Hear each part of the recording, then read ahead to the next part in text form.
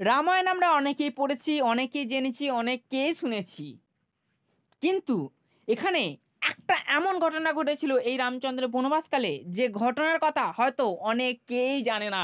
হ্যাঁ বন্ধুগণ, তোমরা যারা দেখছো তাদের মধ্যেই হয়তো অনেকেই জানে না। চলুন আজকের এই ভয়াবহ ঘটনাটা জেনে নিই।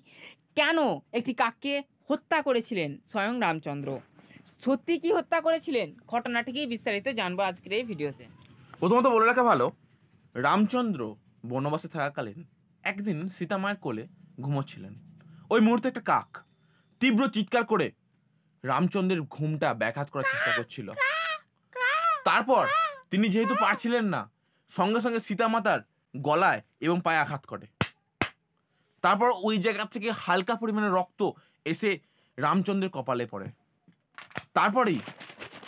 তারপরেই রামচন্দ্র জেগে ওঠে এবং দেখে সীতার গলা থেকে রক্ত ঝরছে। সঙ্গে সঙ্গে ব্রহ্মাস্ত্রটা আমি ছাড়বো না। সঙ্গে সঙ্গে ব্রহ্মাস্ত্র ছেড়ে দিল সেই কাকের পেছনে।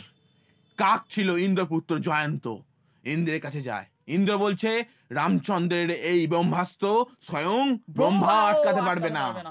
সঙ্গে সঙ্গে কাকটা গিয়ে সঙ্গে সঙ্গে সীতামাতার পায়ে পড়ে, আমায় ক্ষমা করো মা, আমার পুত্র রূপে গ্রহণ করে আমাকে ক্ষমা করে। তারপরে রামচন্দ্র বলে এই জিনিসটা আটকানোর ক্ষমতা আমারও নেই।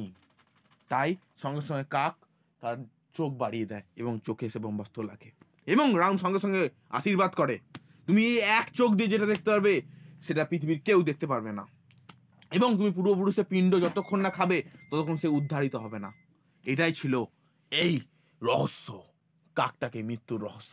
এই রহস্যটা তোমরা যদি জেনে থাকো কমেন্ট বক্সে জানাবে, যদি না জেনে থাকো সাবস্ক্রাইব লাইক করো। হয়তো অনেকে জানে না কাকের এক চোখ কিন্তু অন্ধ। একদম এই সেই ঘটনার পর থেকে কাক এক চোখ অন্ধ হলেও সমস্ত কিছু কিন্তু দেখতে পায়। অর্থাৎ কাক সমস্ত আত্মাকেও দেখতে পায়।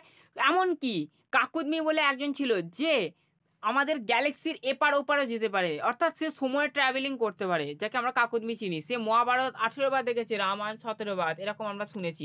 তো এই কাককে বরদান দেওয়া হয়েছিল যে তুমি আজ থেকে অমর থাকবে এবং পাশাপাশি তুমি তোমার সময়ে যেতে পারবে। অর্থাৎ সে পাস্টেও যেতে পারে, ফিউচারে যেতে পারে, সে প্রত্যেকটা জায়গায় কমন এবং সে কোনোদিন মরবে না, এরকমই। অর্থাৎ কাক মরলেও তার আত্মা কিন্তু বেঁচেই থাকে এর মতো। অসংখ্য ধন্যবাদ ভিডিওটা দেখার জন্য। বন্ধুদের শেয়ার করে দিন, আর ভালো লাগলে বন্ধুদের মধ্যে শেয়ার করে দেবেন। ধন্যবাদ।